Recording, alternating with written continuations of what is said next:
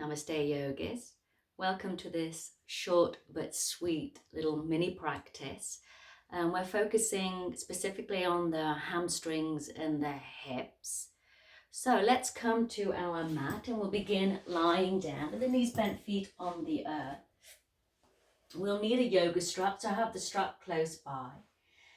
And just take a moment to settle the spine on the earth. Knees are bent, feet on the floor, arms just a comfortable distance away from the sides of the body. Take a moment just checking in. So you're noticing what you notice, you feel what you feel. And just taking a moment to settle into the yogic breathing.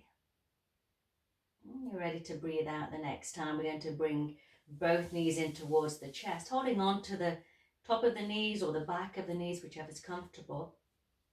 You can rock a little just to start to ease out the back. Already beginning to work a little bit into the movement within the hips. And then we'll start to create some hip circles by steering the knees round. See if you can coordinate that movement with the breath. The shapes can be small or big, just depending on what's going on. And do a few times one way. And we'll change and we'll do a few times the opposite way. Just a really simple movement. It's quite good for easing into the hips and the lower back.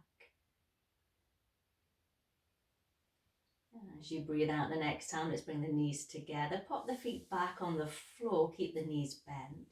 Grab your yoga strap and we'll take the right foot up towards the ceiling, but we're going to put the strap around the ball of the foot, just underneath the toe line, and we'll extend that leg. It really doesn't matter what the angle is, trying to encourage the leg to be straight, so you can be sort of a nice diagonal line here. You might be a little bit more vertical. Try and keep the arms sort of fully extended, shoulders relaxed.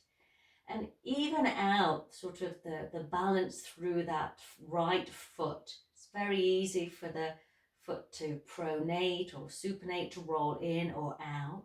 Try and keep it sort of level, so the big toe and the little toe looking equally down towards you. And just breathe, just hold it where you feel you're getting some release. Just check as well that the left hip is staying down. Now when you breathe out the next time, you could lift the left foot up in towards the strap, release the right side, pop the right foot down, just realign everything, check the position. So we're trying to work with a straight leg but not locking out the knee. And again, just check that both hips are equally down and looking at the big toe and the little toe, that they are sort of facing you equally. Good. And just hold as you breathe in and out. You could stay here for 5 to 10 breaths. Maybe with each exhale, there's a little bit more release. Again, we're not worried about how far, what we look like. We're trying to get space and ease in the body. When you breathe out the next time, you can bend that left knee, pop the strap to one side, keep the knees bent, feet on the floor. And then we'll take that right leg back up towards the ceiling. We're going to pop the right ankle onto the left knee for an ankle to knee shape. So check that that right foot's flexed. That's really nice for the knee joint and the hip joint. And this might be enough of a release for the right hip. Or you might want to bring the left thigh towards you, and your hands have to wrap around the back of that left thigh. So I've threaded my right hand through the middle of my legs. You might find that you'll be able to hook around the shin bone or the knee, just for a little bit more release in the right hip. And again, we can stay anywhere from 3 to 4 breaths to 10 breaths, depending on what's happening. And as you exhale, we can release that side and extend both legs for a moment, just to shake out the hips. And you can feel a difference just with those few breaths. And then we'll rebend the knees, pop the feet back on the floor.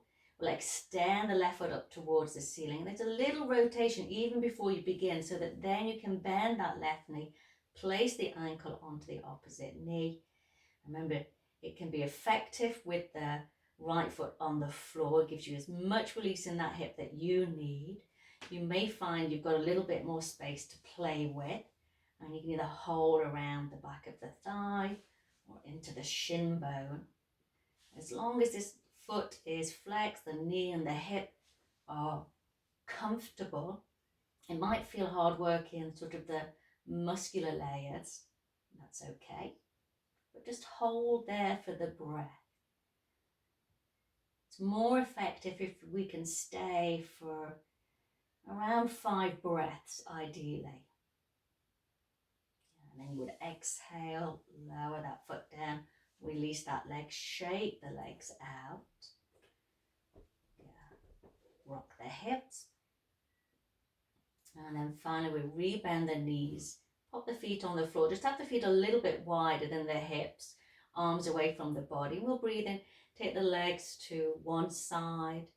As you exhale, take the legs all the way to the opposite side. So just a soft sort of windscreen wiper, rolling of the legs and the hips. Breathing in, breathing out. So these are just sort of suggestions or guides for you to follow. You can integrate them into other aspects of your practice. You could just do them as little mini sessions. And you can stay for as little or as long as it feels appropriate at that time. Yeah, when you finish, you can just extend the legs. And take a breath in and breathe out through the mouth. When you're ready, you can bring the knees to the chest. You can roll over to one side and come up to sit. So really good little short practice if you've been sat for a while, if you've been busy, bent over your computer. It's really good just to ease out, not just the hamstring and the hips, it'll work on the back as well. Om Shanti, Shanti, Shanti.